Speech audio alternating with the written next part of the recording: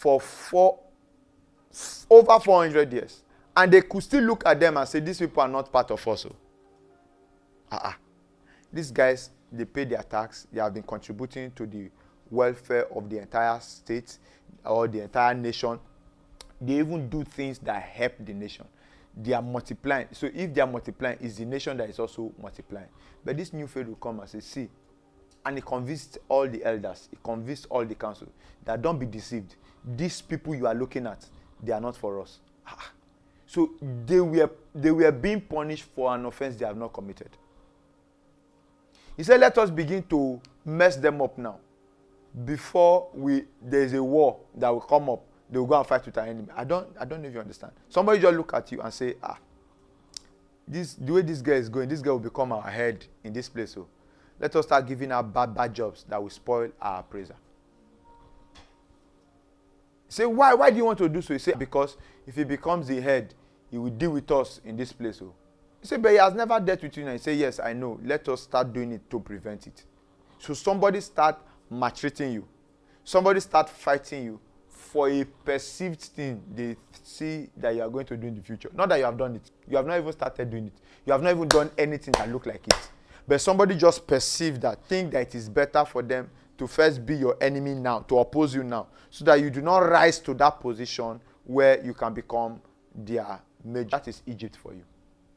So somebody will cry, what have we done? We have done everything right. You asked us to pay tax, we have paid. You put me on this, I've done it. You asked me of that, even when it was against the deadline that nobody would take it. I took it, I did it.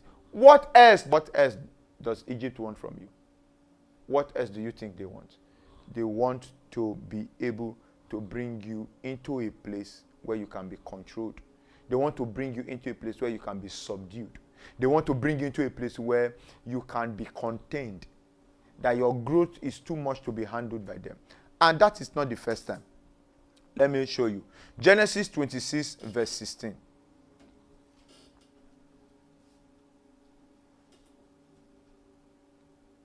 Genesis 26 verse 16. You will see that there was famine and Isaac wanted to go to Egypt. But God told Isaac not to go to Egypt, that he should stay in the Philistines. And Isaac stayed there and he was great, but something also happened. They came to him. Verse 26. Genesis 26, 26. Then Abimelech went to him from Gerar, and Azutha, one of his friends, and Pishkol, the chief captain of his army. And Isaac said unto them, wherefore come you to me, saying ye hate me, and have sent me away from you? Are you seeing it?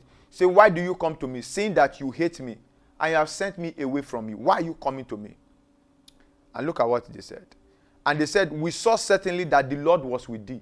That's like you are multiplying, you are growing, and somebody just hates you because you are growing. He said, we saw certainly that the Lord was with you. You actually are. See, is to assume that every other person that comes into that same cycle of influence will want to oppress those who have not come. So they also want to do things ahead of time to negate it. That's Egypt. Are you seeing it?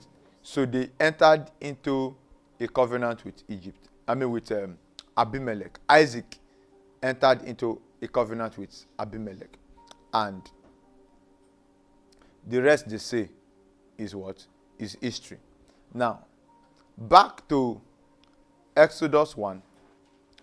You also see that the word where they said you are mightier than us, in Genesis 26:16, Abimelech said unto Isaac, go from us, for thou art much mightier than we.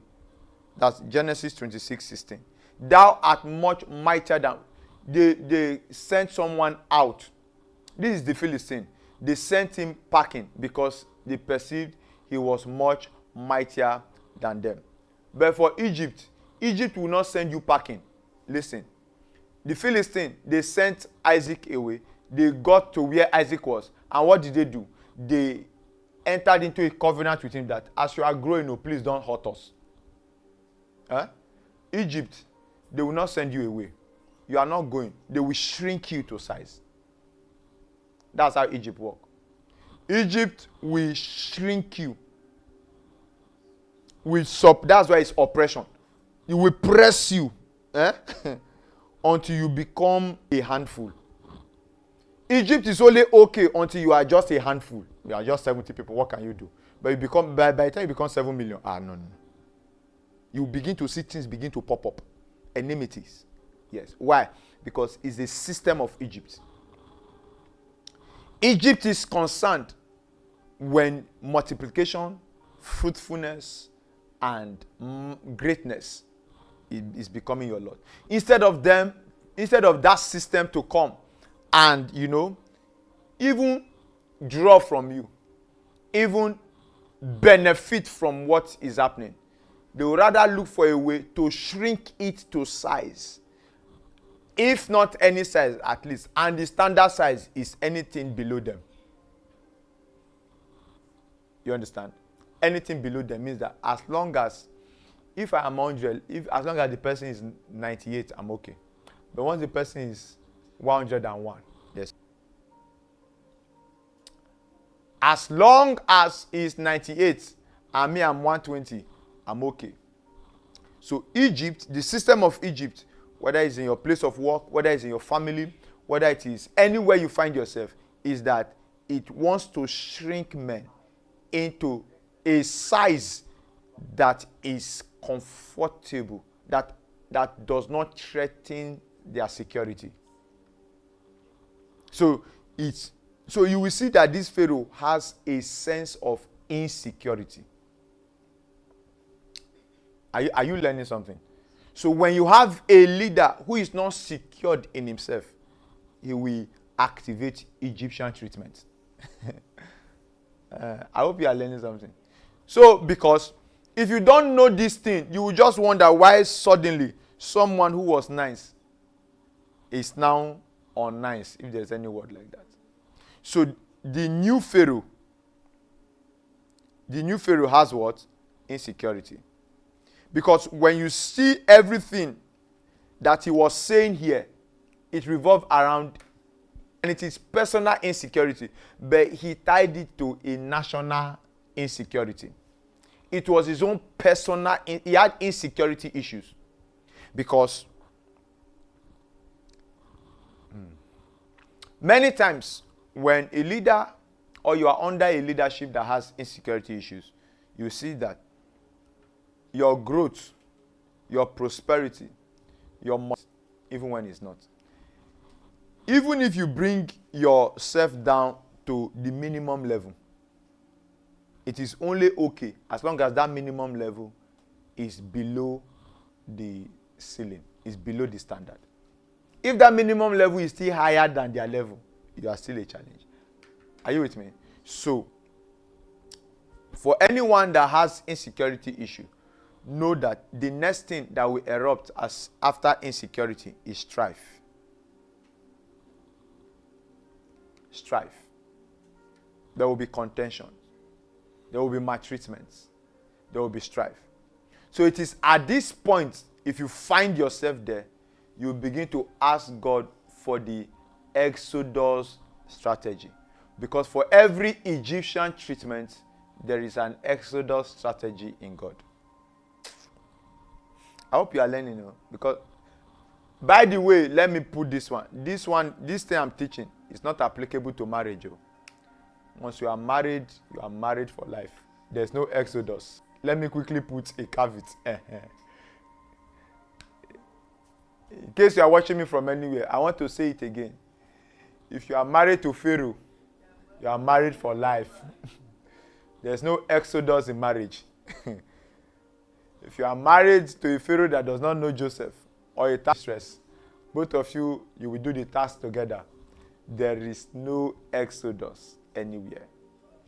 But I'm saying, maybe peradventure, you're already in the Egyptian marriage. The day Joseph came out of prison, I said it last week, he was given a wife, that Egypt is also interested in your marriage. That's why they gave Hagar to Abraham. And that thing brought something. Just in case you also have an Egyptian marriage, the only Exodus strategy God will give you is how to manage that it will work together for your good. That's all. There's no Passover. There's no Passover night. There's no crossover night. In fact, this one is when I see the blood, I will not pass over you. I will stay with you. Because what you have in marriage is a blood covenant.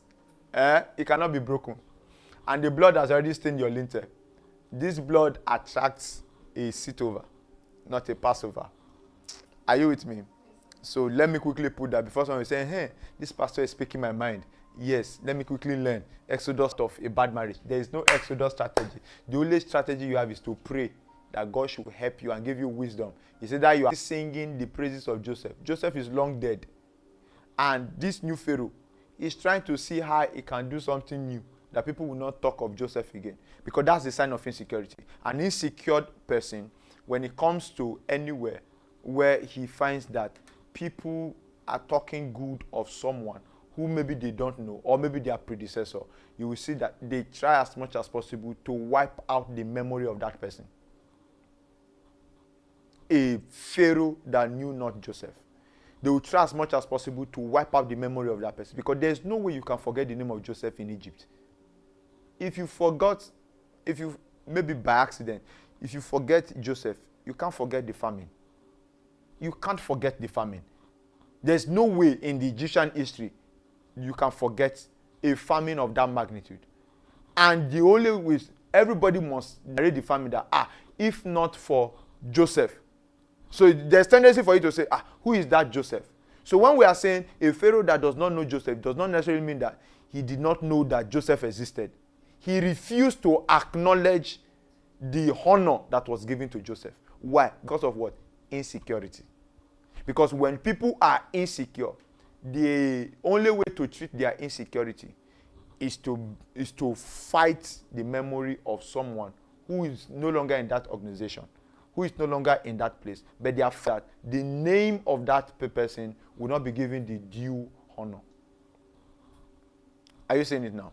So when they moved on, and he said unto his people, behold, the people of the children of Israel are... That's the next thing now.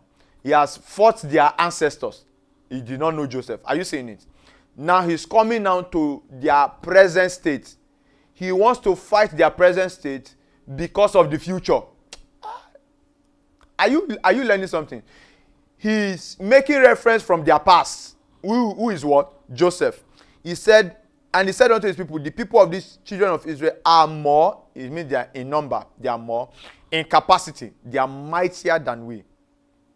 Those are the two things. Numerically, they are strong. In capacity, they are built. He said, come on. The word come on is a summon of a council meeting. So it was not a decision he took himself. It's like a summon for an elder. Let us deal with this issue. How is it an issue? A people is growing. Do you know it's still, people do it today? Policies come up. It is from meetings like this. Say, okay, what do we do now? Like Daniel. They say, let us put a policy around his prayer. The one he's doing is too much. If we can make, I pity anybody that is in Babylon. We'll come to Babylon later. Babylon, say, let's just make a policy. The king signed a law, a bill into law, without knowing that it was his friend they wanted to use to attack. Babylon, the mystery of Babylon is different. Babylon is you they want to catch you. But they will first of all dance around 40 times. You said you join them in dancing. It's when it is now time to sit down, you discover that there was no chair for you in the first case. But let's come here. He said, come on. That's a concern. These people are growing. Let us do population control. Hey, I hope you are getting this. Let us do population control. Let us look for strategies to cut them. Let us look for different ways that we can mess them up. How? He said, I don't know how to do it, but I know that the way against this thing is one. We stop them from multiplying.